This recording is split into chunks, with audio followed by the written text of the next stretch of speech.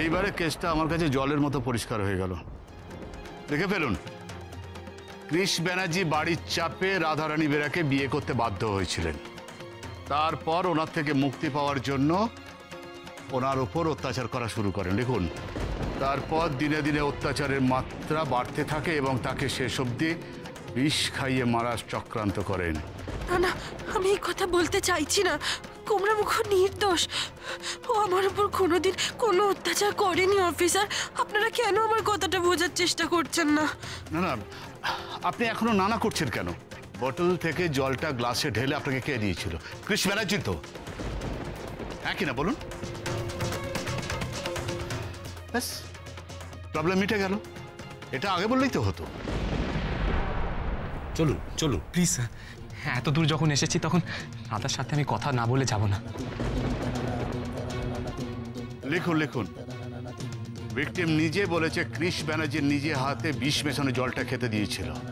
না না, আমি সেটা বলতে চাইছি না। কুমড়া মুখ আমাকে জলটা দিয়েছে ঠিকই, কিন্তু কিন্তু ও তো জানতো না জলে বিষ মেশানো আছে। বিষটা কুমড়া মুখ মেশায়নি। আপনারা দয়া করে আমার কথাটা বোঝার চেষ্টা করুন। ও গণেশ দাদা, এসব কি হচ্ছে? ওনারা তো আমাকে ভুল বুঝছেন। এবার তো আমার জন্য কুমড়া মুখের ক্ষতি হয়ে যাবে গণেশ দাদা। চলুন চলুন, স্যার যে কোনো সময় বাইরে বেরোতে পারে, আপনারও বিপদ আমারও বিপদ। চলুন চলুন চলুন চলুন। দান স্যার, উইটনেস হিসেবে আপনি সইটা একটু করে দেবেন। তা আপনি তো সই করতে পারবেন না, টিপচাপটা দিয়ে দিন। এই টিপচাপটা নিয়ে নাও।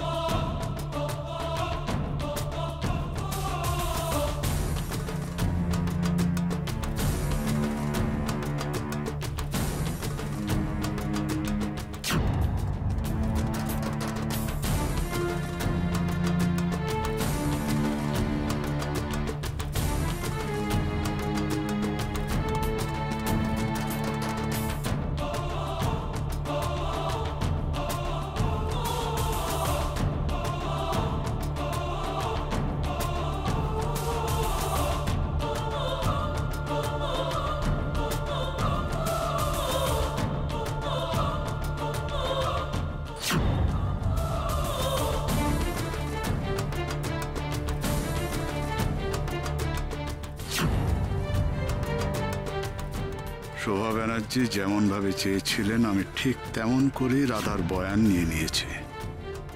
এবার আর কেউ কৃষ ব্যানার্জিকে নির্দোষ প্রমাণ করতে পারবে না। গণেশ দাদা, এ কি হয়ে গেল গো? আমি যা বলতে চাইনি ওরা তো তাই লিখে নিয়ে আমার টিপছাপ নিয়ে নিল। এতে তো গোমরা মুখর অনেক বড় ক্ষতি হয়ে যাবে। আর ও যখন জানতে পারবে আমি এসব কথা বলেছি, ও তো আমাকে ভুল বুঝবে। ও তো আমাকে ক্ষমা করতে পারবে না গণেশ দাদা, ও তো আমাকে ক্ষমা করতে পারবে না।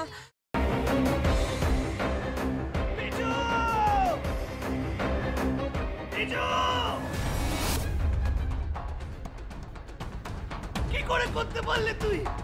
ও তোর বৌদি হয়, তুই আমার ভাই হোস।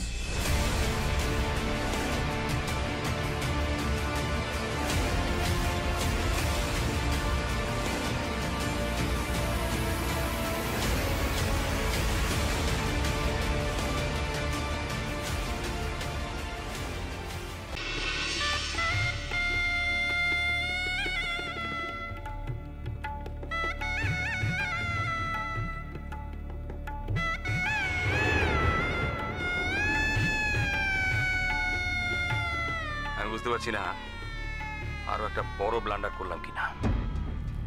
কি বড় মামু? আমি ওদের 20 লাখ টাকা দিয়ে দিয়েছি। সে কি কথা? কেন? তোমার কিন্তু কথা ছিল এই কথাটা 5 কান না করার। যাই বাবা, তাড়াতাড়ি বজরংবলীর পূজাটা দিয়েছি। আমি লাড্ডু না দিলে তো বজরংবলীর ব্রেকফাস্টই খাওয়া হবে না। আরে বাবা, এবার তো কোল থেকে নামাও। ও হ্যাঁ হ্যাঁ, আর যা বললাম মনে রেখো।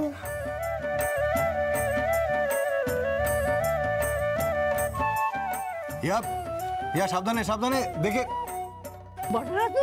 আমরা চেষ্টা করছি যাতে ওকে যত তাড়াতাড়ি সম্ভব। জোর দিয়ে বলতে পারেন কি ওকে জীবিত অবস্থায় পাওয়া যাবে?